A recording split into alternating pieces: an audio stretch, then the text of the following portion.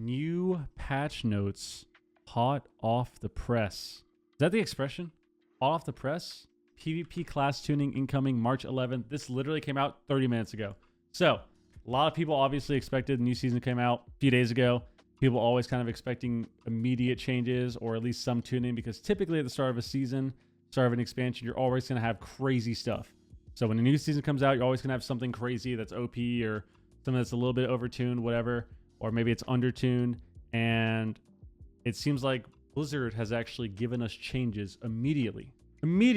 So, 3 days in, we get changes posted for the 11th of March.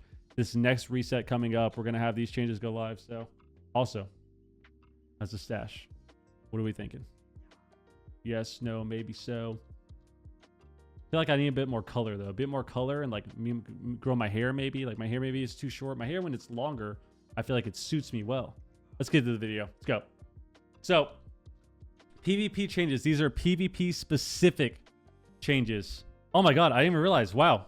Guys, first note off the bat, Will to Survive and Gladiator's Medallion now share a 60-second cooldown for healer specializations. So for anyone that's gonna watch this video, if you play a healer and you are a human in-game, you actually get to play human again and use your trinkets. So humans, when they changed the medallion to be a 90-second cooldown for healers, the human racial to get out of a stun, Will to Survive, was basically useless at this point. If you were a human and you played a healer, so if you're a holy paladin, you were human, or you're a human priest and you're playing disc or holy, you couldn't actually use your human racial because the cooldown was the same as the actual trinket. So the shared cooldown was the same as an actual trinket for healers.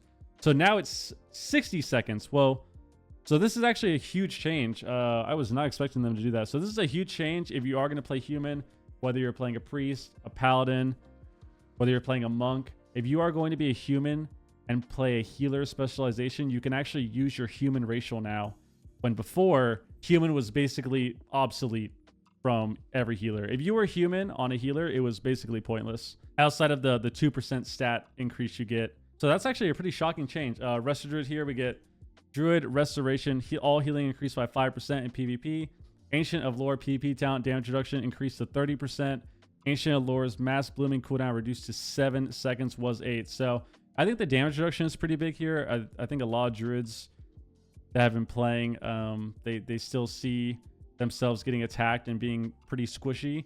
So I think having this Ancient of Lore talent give you more damage reduction is obviously going to be beneficial. Mass blooming is going to be a little bit better, 1 second less, but mainly the damage reduction here. And then 5% healing is ridiculous. When you're playing a class like Resto Druid and you get a 5% overall, because Druids just have very, very high HPS typically, 5% is a lot. It typically ends up feeling like more than what is actually posted. So pretty good change for Druid there. Hopefully they can feel a lot more stable in the meta right now. Everything is really, really fast in this current meta. So W for Druid, honestly. Preservation is getting Dream Breath healing increased by 20% in PvP. I feel like Evoker is pretty solid right now. Preservation Evoker definitely seems to be doing fairly well. I think right now, if you had to rank the healers, just off the bat, first few days, Disc seems to be the king healer right now. Discipline Priest seems to be the king healer.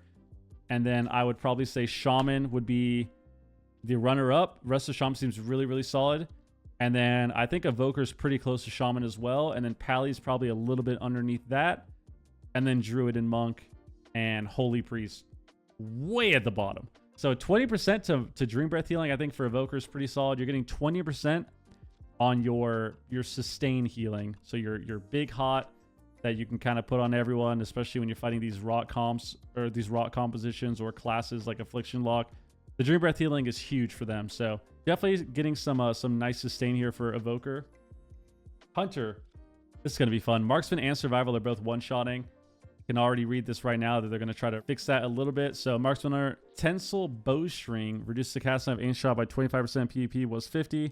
So aim shot's going to be a little bit slower. Unerring Vision increases your critical strike chance by 5% was 10, and critical strike damage by 10% was 20. So just a little bit less damage and less crits from the Marksman Hunter. Marksman Hunter, I feel like right now is fairly solid. I think if they can eliminate the giant bursts from aim shot while kind of keeping high sustain and kind of limiting those kind of random one shots that marksmen have.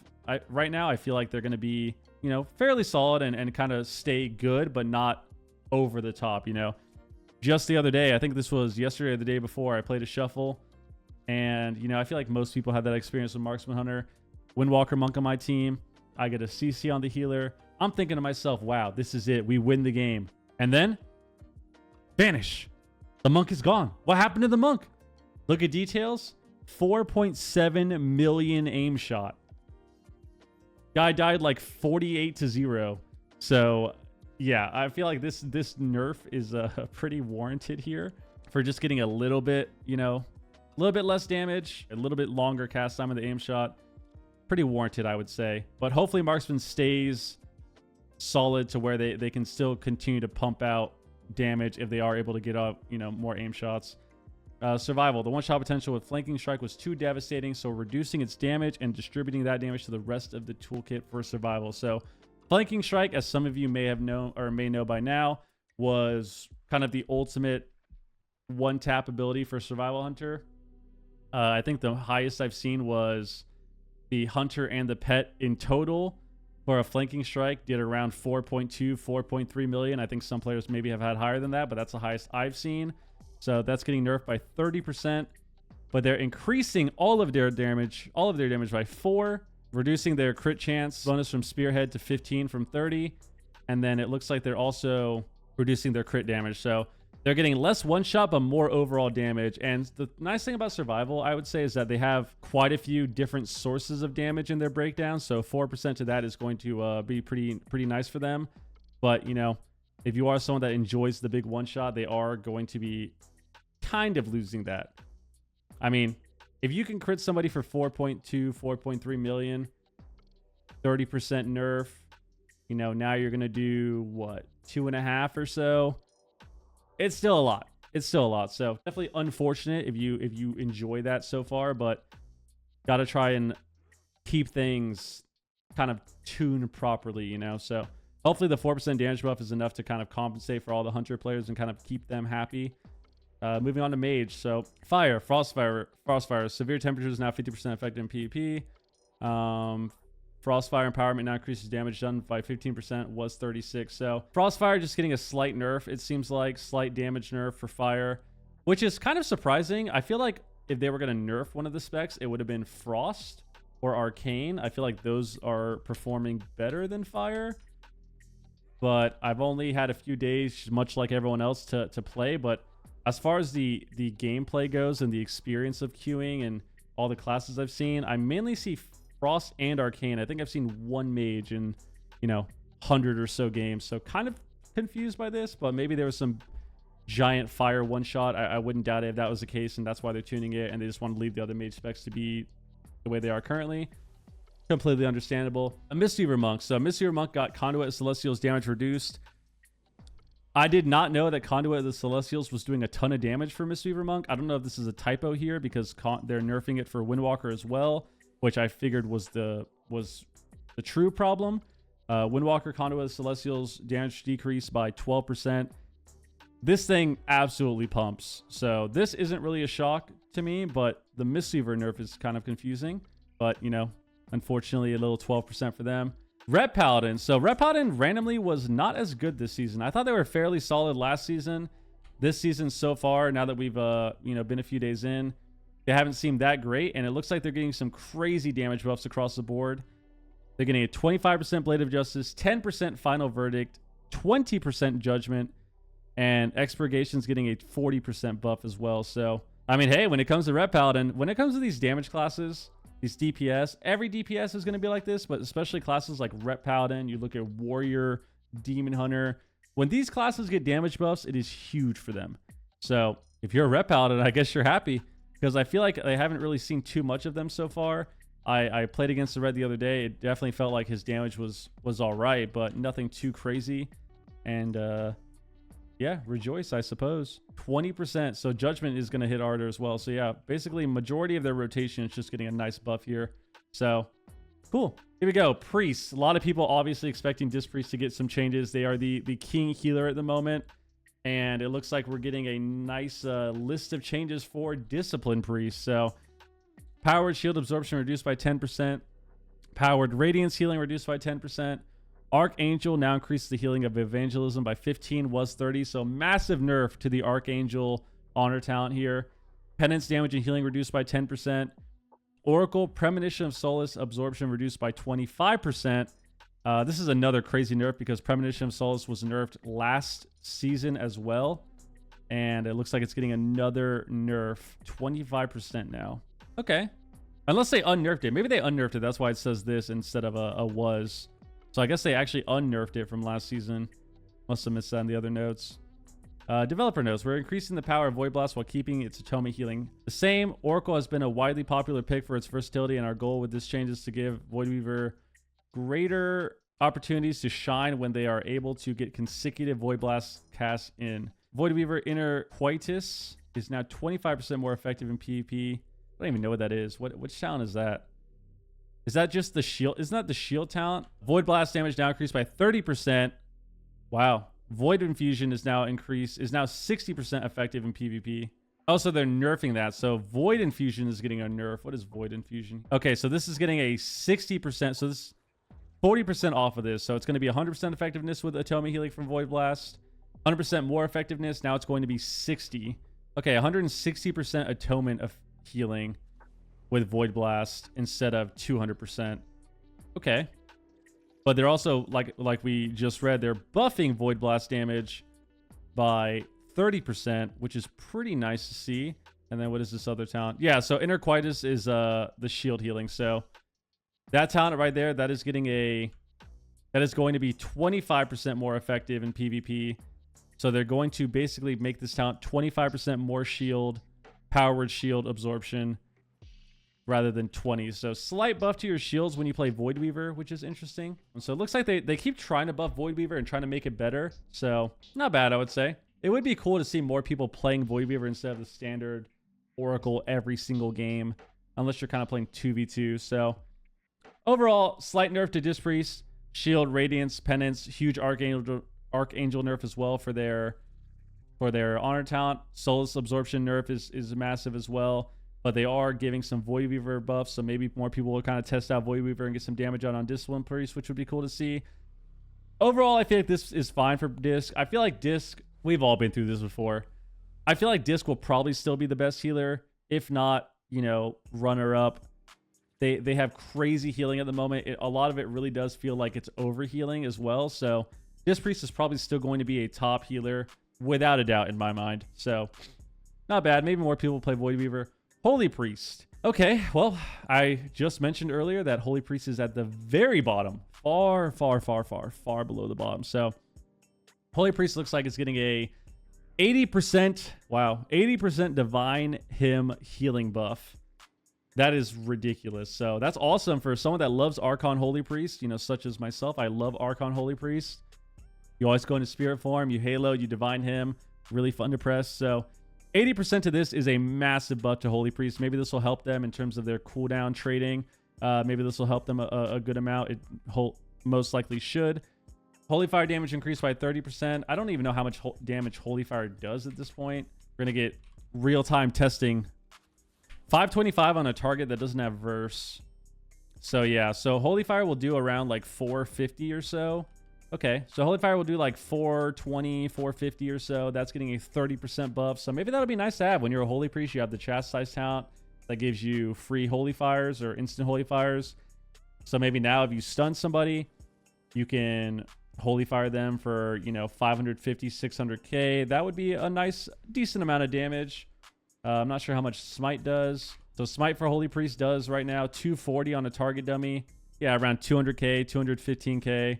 That is getting an 80% buff. So Smite now for Holy Priest, that's crazy, is going to be doing almost double the amount of damage that it is right now. So you're going to be able to Smite on a Holy Priest and, pump out consistent 400k Smites.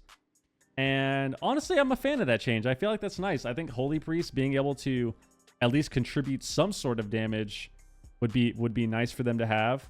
Especially because you are a healer that kind of sits back and casts heals and now you're able to, if you already have high health on your teammates, you can actually cast damage and contribute that way. So that's always nice to see. I'm always going to be an advocate for healers being able to contribute damage, meaningful damage, without being overtuned, to help add pressure and help their team create moments to find a path to victory, so to speak.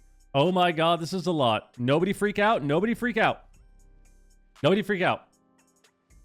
Everyone remember how happy we were with Holy Priest. Nobody freak out. We're making a few significant changes to Subtlety's damage modifiers that when stacked together can cause very high burst damage. Our goal for these changes is to decrease the maximum output but increase the consistency of Subtlety's burst windows. We would like to ensure that they are a threat even without all these modifiers present, but have their high-end output capabilities be more in line with damage expectations. All right, always love developer notes. Finality now increases the damage. Increases finisher damage by 8/15% in PvP was 1530. So that's one modifier. Shadow Blades now duplicates finishers at 10% effectiveness was 15. So that's another modifier. Darkest Night now increase the damage of Eviscerate by 10% was 19. Symbolic Victory now increases Eviscerate or Black Powder damage by 10% in PvP combat was 18. Danse Macabre? How do I even pronounce that?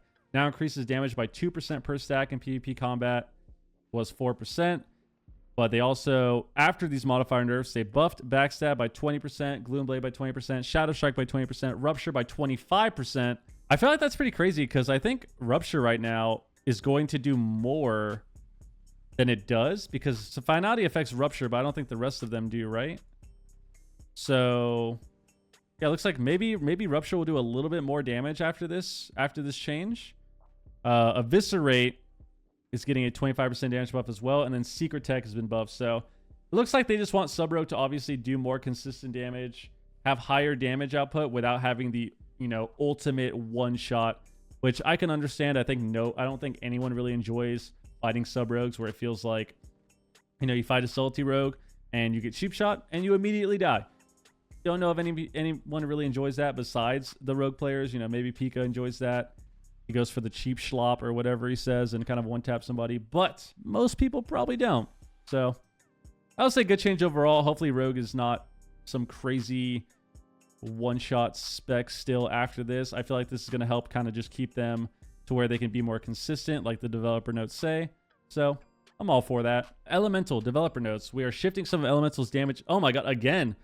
They keep trying to change Elemental's damage and how they do damage. I feel like this is the third or fourth change we've seen, so this will be interesting to read. Shifting some of Elemental's damage out of overloads and into core abilities to increase sustained damage and reduce Elemental's reliance on overloads for kill power. Okay. Elemental overloads now deal 60% reduced... Wow, 60% reduced damage in PvP. That is crazy. Mastery. Elemental overloads increase to physical and elemental damage is now 30% more effective. Okay, so they buffed their mastery. Okay. Oh, so this just buffs their overall damage, but then they nerfed overloads. Law Burst damage buff increased by 20% PvP. Lightning Bolt increased by 30%. Trail Line increased by 30%. Ice Sphere increased by 20%. Frost Shock increased by 20%. And then Stormbringer gets Tempest damage. So it looks like they're just trying to have Elemental be, as the developer notes say, just less RNG. You find an Ellie Shaman, and it seems like they press Ascendance. They Earthshock, Earthshock, Earthshock. You get hit 8 different times. Feels like people have machine guns out, and you're done. So less damage in overloads and RNG, overload procs and all these things, but more sustain in general. I don't mind that. I feel like Ellie Shaman's always kind of been that spec for, many years now. It's always been like that. Since the dawn of time, it's always been kind of like the one-shot cheese spec, so to speak. We've seen Mr. Pandaria, which actually comes out in, 4 months, 5 months. We've seen that where Ellie Shamans, if you guys have not played Mop, you'll see a classic Mop. We're going to see the Ellie Shamans. They're going to press Lava Burst once. They're going to have 5 meatballs fly out. You're going to die 100-0. Ellie Shaman's always kind of been like that.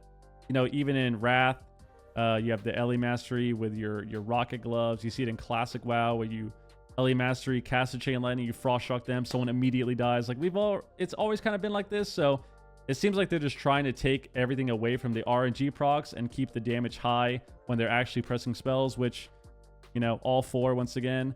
Warrior, Champion's Might, critical strike damage decreased to 15% in PvP combat. So I guess when Warriors press Spear now, they get, when Warriors press Spear now for the ultimate one shot, they have obviously more crit damage. That's getting nerfed to 15% instead of 25 bonus crit damage. So seems like they're kind of keep Warrior the same. Fury Warrior is absolutely bonkers right now. I think they can kind of die though, which is nice, but their damage is ridiculous. Kind of what you would expect from a Fury Warriors. So I think this change will kind of help tune down their craziness in the burst. So overall, how are we feeling about the changes? Let me know. You know, like the video, comment. Let me know what you think about it. I feel like I'm excited to see Holy Priest buffs, even if it's damage and Divine Hymn.